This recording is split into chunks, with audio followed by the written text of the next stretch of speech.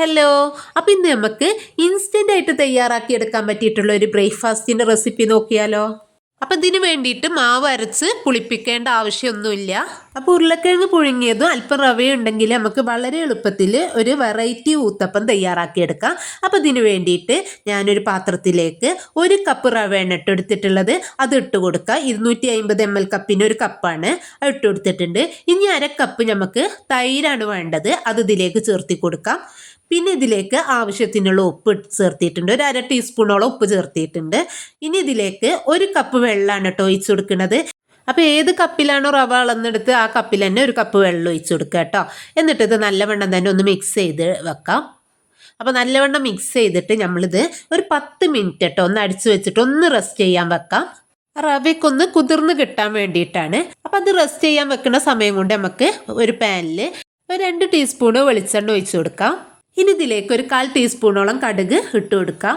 അതൊന്ന് പൊട്ടി വരുന്ന സമയത്ത് ഇതിലേക്ക് കുറച്ച് കറിവേപ്പില ചെറുതായി കട്ട് ചെയ്തും 1 പച്ചമുളകായി കട്ട് ചെയ്തതും പിന്നെ ഇഞ്ചി ഇഷ്ടമുള്ളവർക്ക് ഒരു ചെറിയ കഷ്ണം ഇഞ്ചിയും ചെറുതായി കട്ട് ചെയ്ത് ഇട്ട് കൊടുക്കാം.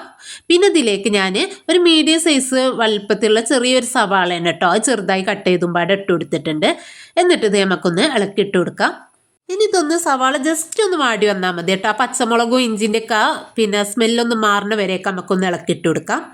ഇനി ഇതിലേക്ക് ഒരു നുള്ളു ഉപ്പ് ചേർത്തി കൊടുക്കാം. അപ്പോൾ നമ്മൾ ഉരുളക്കിഴങ്ങ് പുഴുങ്ങിയത് ചേർത്തുണ്ട്. അപ്പോൾ അതിൽ ഉപ്പിട്ട് വേവിച്ചതാട്ടോ. അപ്പോൾ അത് നോക്കിയിട്ട് വേണം ഇതിൽ ഉപ്പ് ചേർത്താൻ. അപ്പോൾ ഒരു നുള്ളു ഉപ്പ് ചേർത്തിട്ടുണ്ട്. എന്നിട്ട് ഒന്നും പാടെ ഒന്ന് ഇളക്കിയിട്ട് കൊടുക്കാം. ഇനി ഇതിലേക്ക് 1/4 ടീസ്പൂണ് മഞ്ഞൾപ്പൊടി അതുപോലെ തന്നെ 1/4 ടീസ്പൂണ് മല്ലിപ്പൊടിയും ചേർത്തി കൊടുത്തിട്ടുണ്ട്. അങ്ങനെ അതും ഇട്ടിട്ട് ഒന്നും പാടെ ഒന്ന് ഇളക്കി അതിൻ്റെ സ്മെല്ലൊക്കെ ഒന്ന് മാറുന്ന വരെയൊക്കെ ഒന്ന് ഇളക്കി ഇട്ട് കൊടുക്കുക കേട്ടോ. ഇനി ഇതിലേക്ക് നമുക്ക് ഉരുളക്കിഴങ്ങ് പുഴുങ്ങിയതാണ് നമ്മൾ ചേർത്ത് കൊടുക്കുന്നത്. അപ്പം ഞാനൊരു മീഡിയം സൈസുള്ള 3 ഉരുളക്കിഴങ്ങ് പുഴുങ്ങി വെച്ചാട്ടോ. മഞ്ഞൾപ്പൊടി ഉപ്പിട്ടിട്ട് വേവിച്ചെടുത്തതാണ്. അത് ഇതിലേക്ക് ഇട്ട് കൊടുക്കാം. ഇനി നമുക്ക് ഈ ഉരുളക്കിഴങ്ങൊക്കെ നല്ലവണ്ണം തന്നെ ഒന്ന് ഉടച്ചെടുക്കണേ. അപ്പോൾ നമ്മൾ ഉടച്ചെടുത്തിട്ട് ഇതിലേക്ക് ഇട്ട് കൊടുത്താലും മതി. അങ്ങനെ എല്ലാതും ഉടച്ചെടുത്തിട്ടുണ്ട്. എന്നിട്ട് ഇത് നല്ലവണ്ണം തന്നെ ഒന്ന് മിക്സ് ചെയ്തെടുക്കാം. ഇനി ഇതിലേക്ക് നമുക്ക് കുറച്ച് മല്ലിയിലുണ്ടെങ്കിൽ ചെറുതായി കട്ട് ചെയ്തും പാടെ ഇതിലേക്ക് ഇട്ട് കൊടുക്കാം. എന്നിട്ടൊന്ന് ഇളക്കിയിട്ടിട്ട് നമുക്കിത് തീ ഓഫ് ചെയ്തിടാം. ഇനി ഇത് നമുക്ക് മാറ്റി വെക്കാം. ഇനി മിക്സിൻ്റെ ജാർ എടുത്തിട്ട് നേരത്തെ കുതിരാൻ വെച്ച റവ ഉണ്ടല്ലോ അതിൻ്റെ ഇതിലേക്ക് ഇട്ട് കൊടുത്തിട്ട് നല്ലവണ്ണം തന്നെ വെള്ളമൊന്നും പിന്നെ ചേർത്തരുത് ഒന്ന് അരച്ചെടുക്കാം. അപ്പം നല്ലവണ്ണം തന്നെ അത് അരച്ചെടുത്തിട്ടുണ്ട്. ഇത് നമുക്ക് ഒരു പാത്രത്തിലേക്ക് മാറ്റി കൊടുക്കാം. ഇനി ഇതിലേക്ക് 1/4 ടീസ്പൂണ് ബേക്കിംഗ് സോഡ ചേർത്തി കൊടുക്കാം. അപ്പോൾ നമ്മൾ ഇൻസ്റ്റൻ്റായി ആയിട്ടാണല്ലോ ഇത് ഉണ്ടാക്കുന്നത്. അപ്പോൾ അതുകൊണ്ടാണ് ബേക്കിംഗ് സോഡ ചേർത്തി കൊടുക്കുന്നത്. എന്നിട്ട് ഇത് നല്ലവണ്ണം തന്നെ ഒന്ന് മിക്സ് ചെയ്തെടുക്കാം. അപ്പോൾ നല്ലവണ്ണം മിക്സ് ചെയ്തെടുത്തിട്ടുണ്ട്. ഏകദേശം ഇതേ ഒരു കട്ടിയാണ് കേട്ടോ ഉണ്ടാവുക. ഇനി ഇത് നമുക്ക് ചുട്ടെടുക്കാം. അപ്പം അതിന് വേണ്ടിയിട്ട് ഞാൻ ഇതുപോലെ വെള്ളപ്പൊക്കെ തയ്യാറാക്കുന്ന കുറച്ച് കുഴിയുള്ള പാനായിട്ട് എടുത്തിട്ടുള്ളത്. അതൊന്ന് ചൂടായി വരുന്ന സമയത്ത് അതിലേക്ക് നമുക്ക് ഒരു ചെറിയ തവി മാവ് വെച്ചിട്ട് ഒന്ന് ചെറുതായിട്ടൊന്ന് ചുറ്റി കൊടുക്കാം കേട്ടോ. ഒരുപാടാണ് ചുറ്റണ്ട. ഇനി നമ്മൾ നേരത്തെ തയ്യാറാക്കിയ ഉരുളക്കിഴങ്ങിൻ്റെ കൂട്ടിൽ നിന്നും കുറച്ചെടുത്തിട്ട് നല്ലവണ്ണം കയ്യിൽ വെച്ചിട്ടൊന്ന് ഉരുട്ടിയതിന് ശേഷം നമുക്ക് ചെറുതായിട്ടൊന്ന് പരത്തി കൊടുക്കാം കേട്ടോ. അധികം കട്ടിയില്ലാതെ ഇതുപോലെ ഒന്ന് പരത്തിയെടുക്കാം. ഇനി ഇത് നമ്മൾ ആ ഒഴിച്ച പാടനെ ചെയ്തെടുക്കാം. അല്ലെങ്കിൽ ആദ്യം ഇതുപോലെ ചെയ്തു വെച്ചാൽ മതി. എന്നിട്ട് ഇതിൻ്റെ നടുവിലേക്ക് നമുക്ക് ആ മാവൊന്ന് കാവണ്ടീൻ്റെ മുമ്പ് തന്നെ ഇതിൻ്റെ നടുവിലേക്കൊന്ന് വെച്ച് കൊടുക്കാം. എന്നിട്ട് ഇതിൻ്റെ മുകളിൽ നമുക്ക് കുറച്ചും പാടൊന്ന് മാവ് ഒഴിച്ചു കൊടുക്കാം കേട്ടോ.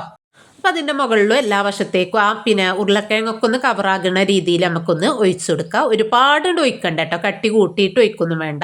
ഇനി ഇതൊന്ന് അടിച്ചു വെച്ചിട്ട് ഒരു മീഡിയം ഫ്ലെയിമിലിട്ടിട്ടൊന്ന് കുക്ക് ചെയ്തെടുക്കാം. അങ്ങനെ ഞാൻ കുറച്ച് സമയത്തിന് ശേഷം ഒന്ന് തുറന്നിട്ടുണ്ട് കേട്ടോ. അപ്പോൾ അടിവശം കരിയാതെ നോക്കണം. ഹൈ ഫ്ലെയിമിലൊന്നും വെക്കരുത്. ഒഴിച്ച് കിടക്കുന്ന സമയത്തൊന്ന് ചൂട് ഉണ്ടായിക്കോട്ടെ. ഇനി ഇതിൻ്റെ മുകളിൽ കുറച്ച് നെയ്യൊന്ന് ഞാൻ ബ്രഷ് കൊണ്ട് ഒന്ന് തേച്ച് കൊടുത്തിട്ടുണ്ട് കേട്ടോ. അപ്പം നെയ്യ് അല്ലെങ്കിൽ ഓയിൽ ഏതെങ്കിലും ഒന്ന് തേച്ച് കൊടുക്കാം. ഇനി തേക്കാതെയും തയ്യാറാക്കിയെടുക്കുക. എന്നിട്ടൊന്ന് അടിവശമൊക്കെ ഒന്ന് കുക്കാവുന്ന സമയത്ത് ഞാനിത് ഈ ചട്ടിയിൽ നിന്നും മാറ്റിയിട്ടുണ്ട്. അപ്പം ഇത് നമുക്ക് വേണമെന്നുണ്ടെങ്കിൽ പരന്ന പാനിലും ചെയ്തെടുക്കാം. പക്ഷെ പരന്ന പാനിലേറെ കൂടുതൽ നല്ലത് ഇങ്ങനെ ഒരു കുഴിയുള്ള പാനാട്ടോ. അപ്പോൾ ദാ ഞാൻ ബാക്കിയുള്ളത് ഇതുപോലെ തന്നെ ചുട്ടെടുത്തിട്ടുണ്ട്. അങ്ങനെ നമ്മൾ ടേസ്റ്റും സോഫ്റ്റും ആയിട്ടുള്ള അപ്പം ഇവിടെ റെഡി ആയിട്ടുണ്ട് കേട്ടോ. നല്ല സോഫ്റ്റാണിത്. അപ്പം ഇതിൻ്റെ ഉൾവശം ഇതുപോലെയാണ് കേട്ടോ ഉണ്ടാവുക. അപ്പോൾ ഏകദേശം ഒരു 7-8 ഊത്തപ്പം നമുക്ക് ഈ അളവിൽ തയ്യാറാക്കിയെടുക്കാം. അപ്പം ഇതിൻ്റെ കൂടെ വേണമെങ്കിൽ തേങ്ങാ ചട്നി കൂട്ടിയിട്ട് കഴിക്കാം കേട്ടോ. അല്ലാണ്ടെങ്കിൽ അങ്ങനെ തന്നെ കഴിക്കാം. അപ്പം ഇതുപോലെ ഒരു ബ്രേക്ക്ഫാസ്റ്റ് തയ്യാറാക്കാത്തവരുണ്ടെങ്കിൽ തീർച്ചയായിട്ടും ഒന്ന് ഉണ്ടാക്കി നോക്കണേ.